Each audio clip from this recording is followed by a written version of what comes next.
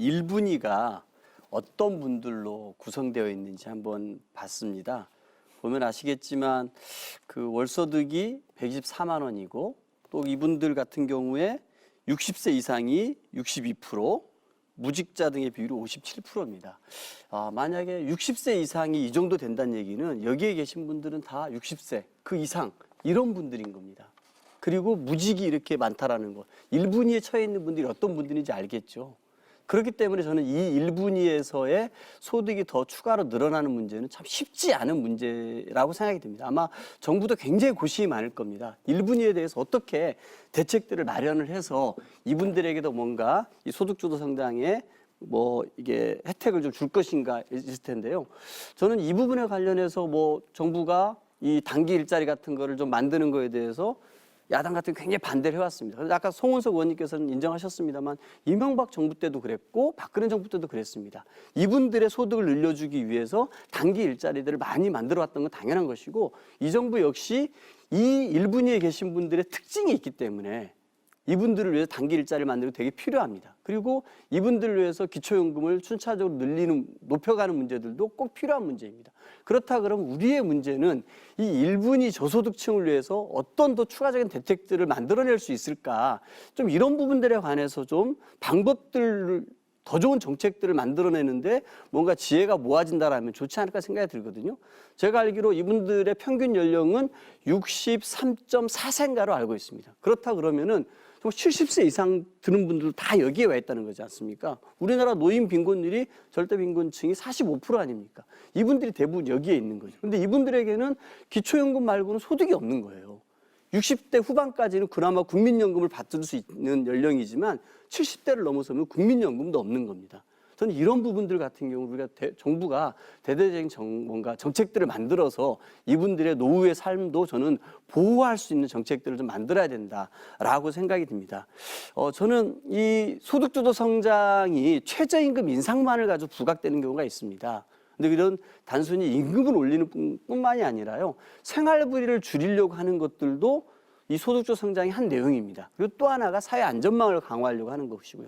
이 생활비를 낮추는 건 뭐겠습니까? 의료비 문제, 주거비 문제, 그리고 육아와 보육에 드는 비용들도 점점 줄여주는 것들도 이 소득주도 성장의 한 부분입니다. 저는 이런 다양한 분야에 있는데 이런 것들이 제대로 실현되지 못했습니다. 사회 안전망 같은 경우는 이 정부 여당 혼자서 할 수 있는 게 아닙니다. 야당의 절대적인 협조가 없으면은 사회 안전망을 튼튼하게 구축할 수 없습니다. 그런 면에서 저는 안타깝습니다. 야당이 이런 부분들에서는 협조하지 않았어요. 그리고 이 가계 소득에 사회적 비용이 들어가는 부분들을 낮추기 위한 여러 가지 것도 있습니다만 이런 것들도 야당은 협조하지 않았습니다. 저는 최저임금 인상에 대해서 많은 우려가 있습니다. 아마 내년도 최저임금 인상 부분에 대해서는 많이 올리기 쉽지 않을 거라고 봅니다. 저는 동결이라는 것은 너무 이렇게 물가 상승률과 생각했을 때 물가 상승률 수준에서 인상해야 되지 않을까 이런 생각을 갖고 있는데요. 나머지 이 사회적 비용을 줄이는 문제 그리고 사회 안전망을 확충하는 문제는 결국 국회에서 입법으로 뒷받침해 줄 것들이 많습니다. 정말 제1야당 자유한국당이 이런 부분에 관해서 공감을 하고 이런 문제들이 우리 국민들의 많은 민생을 억누르고 있다라 그러면은 입법에 동참을 해주셔야 됩니다. 이 입법에 동참하지 않고서 최저임금 인상된 거 잘못됐다라고 하는 것은 되게 저는 비겁한 행태라고 생각합니다. 네. 비겁한 표현까지 쓰면 굉장히 과격한 표현을 우리 강의님 오랜만에 쓰셨는데 지금 소득주도 성장을 세 가지 카테고리를 말씀하셨지 않습니까? 소득을 증가시키고 비용을 줄이고 사회 안전망을 하고. 근데 말씀하신 두 번째 비용을 줄이는 부분하고 사회 안전망 확충하는 부분은 과거 정부 때부터 계속 해오던 상황입니다, 사실은. 그래서 그게 이제 과거 정부 때도 여와 야 간에 국회에서 서로 논의해가지고 타협점을 찾아가지고 일정 부분 계속 진행해 오던 상황 아닙니까? 그런데 지금 여기서 제일 중요한 게 뭐냐면 최저임금을 인상을 하는데 급격하게 인상한 게 문제가 된 겁니다. 2년 만에 30% 가까이 인상한 것 때문에 문제가 발생하고 또 주 52시간 적용한 거 있지 않습니까? 이 부분이 너무 과격하게 모든 업종에 적용하다 보니까 여기에서 경제가 이 충격을 이겨내지 못하는 겁니다. 예를 들어서 지금 최저임금을 30%를 급등을 시켰는데요. 그 결과로 나타난 게 뭡니까? 우리가 일반적으로 주변에서 많이 보는 아파트 경비원 아저씨들이 많이 사라졌지 않습니까? 식당에 주방 보조 보는 아주머니들도 사라졌어요. 여기 지금 대학생들도 와 있지만 그 편의점이라든지 카페라든지 이런 데서 알바 뛰는 청년들도 많이 사라지고 있습니다.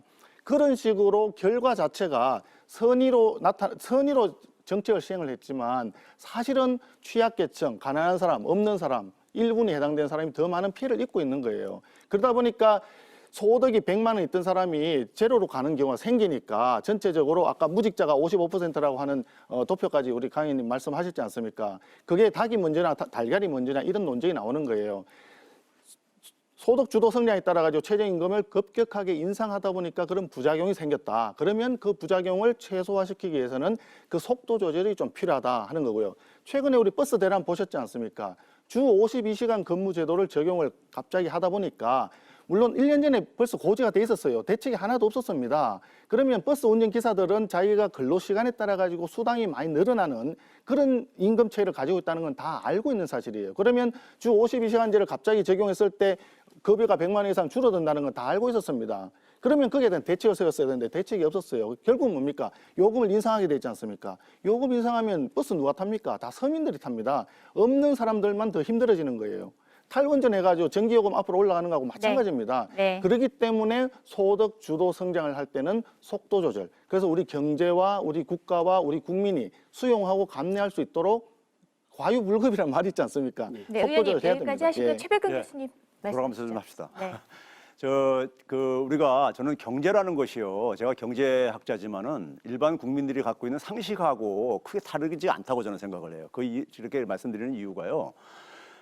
제가 이제 그 경제학자들이 해야 될 것은 이제 그러니까 일반 상식들을 사실 실증적인 분석을 통해서 이제 확인을 해줘야 되는 것인데, 일자리 문제에 가장 영향을 미치는 요인을 제가 실증 분석을 해봤어요. 해봤더니 뭐냐면은 제조업 충격입니다. 가장 핵심적인 요인은요. 쉽게 얘기하면 작년에 우리가 초에 군산에서 한국제임이 철수를 했어요. 그럼 제조업 일자리가 줄어들어요. 통계청에 일자리 줄어드는 걸 보게 되면요. 그럼 제조업 일자리가 줄어들게 되면 지역의 밥 장사가 안 되죠. 자영업자가 타격받아요. 자영업자가 타격받게 되면 상가 수요가 줄어들죠. 그러면 소위 말해서 사업시설, 임대, 유지, 관리, 임대, 서비스업이 또 일자리가 줄어들어요. 이게 연쇄적으로 미치는 거예요. 우리나라 제조업의 이 비중이 굉장히 크기 때문에요. 그래서 이제 제조업의 구조조정의 효과를 강 의원이 계속해서 얘기했던 것도 그 연장선에 있는 것이고요. 그 다음에 이제 제가 또 이제 그 이 자영업자들에 대해 미치는 요인을 1991년부터 최저임금이 도입한 바로 2, 3년 후죠. 91년부터 2018년까지 통계 분석을 해봤어요. 해봤더니만은 자영업자, 고용원이 있는 자영업자한테 가장 크게 영향을 미치는 게 그것도 마찬가지로 제조업 종사자 비중의 하락이에요. 두 번째가 뭐냐? 가계소비 지출 증가율이고, 세 번째 최저임금은요, 오히려 고용원이 있는 자영업자를 증가시켰어요. 고용원이 없는 자영업자한테 오히려 부정적으로 영향을 미쳤는데, 그 이유는 최저임금이 증가하니까는 고용원이 없는 자영업자들 같은 경우는 특히 음식 도소매업 같은 경우는요, 숙박 도소매업 같은 경우는 임금 근로자 대비 소득이 한 27%뿐이 안 됩니다. 그러니까 워낙 영세하다 보니까는 조금만 타격이 더 이게 문을 닫지만은 또 한편에서는 최저임금이 올라가다 보니까는 그 업종을 하기보다는 오히려 최저임금 근로자로 전환을 하는 거더라고요. 보니까요. 그러면 이거 하고, 그다음에 두 번째는 뭐냐면요. 우리가 소득 불평등이 지난해부터 계속 악화되는 이유가 강 의원이 아까 지적했지만은 하위 10%만 보게 되면요. 하위 10% 보면 60세 이상이 거의 70% 차지해요. 지금 하위 아까 20%를 얘기한 건데 하위 10%만 보게 되면요.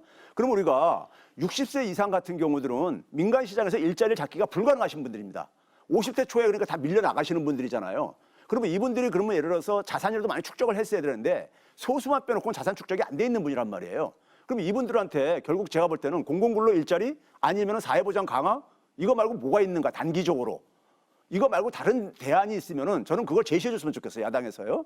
그리고 이제 마지막으로 제가 말씀드리고 싶은 것은 아까 이제 이 그 법인세를 가지고 이제 그러니까 증세를 이제 그러니까 반대하는 식으로 이렇게 얘기하셨는데 잠깐만요. 이제 이거 한 거기까지 가지만 얘기할 짧게 시간은 없습니다. 한 10초 정도만 얘기할게요. 네. 이명박 정부 때 그러니까 감세해 가지고 국가부채가 크게 증가했어요. 트럼프가 2017년 말에 법인세를 크게 감소해가지고 지난해 성장률을 몇 퍼센트 끌어올린지 아세요? 0.2%포인트뿐이 못 올렸다는 보고서가 나왔습니다. 미국 내에서요.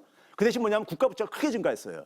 그러니까 결국 우리가 뭐냐면은 국가부채를 그렇게 크게 증가시키면서 법인세를 인하시키는 것이 실질적으로 경기 부양에 효과가 없다면은 오히려 그러니까는 저는 부동산 보유세 같은 기능을 강화해가지고 부동산 시장도 정상화시키면서 오히려 그다음에 이 조세의 형평성도 강화시키는 것이 네. 더 바람직하다고 보는 겁니다. 김혜아 교수님.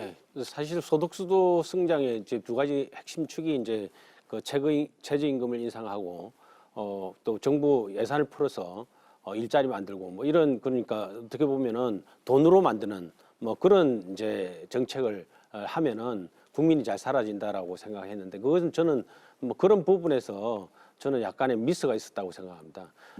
예를 들면 우리가 그 소득이 늘어나려면 생산성이 같이 늘어나야 소득도 같이 생산성이 늘어난 부분에 대해서 소득이 늘어나야지 그냥 가격만 올리면 결국은 다른 물가가 다 오릅니다. 실제로 음식 물가들이 다 올랐거든요. 그래서 결국은 가격이 오르고 임금이 오르면은 결국은 소득은 별 차이가 없는 거거든요.